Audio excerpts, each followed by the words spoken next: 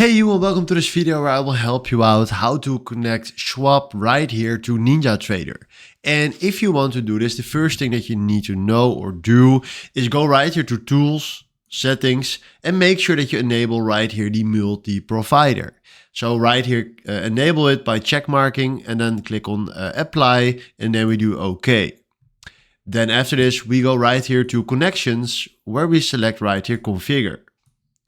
Then from here we scroll down where you see right here Schwab and then we double click on it and then you see right here connection name. We can enable right here connect on startup if you want to do that.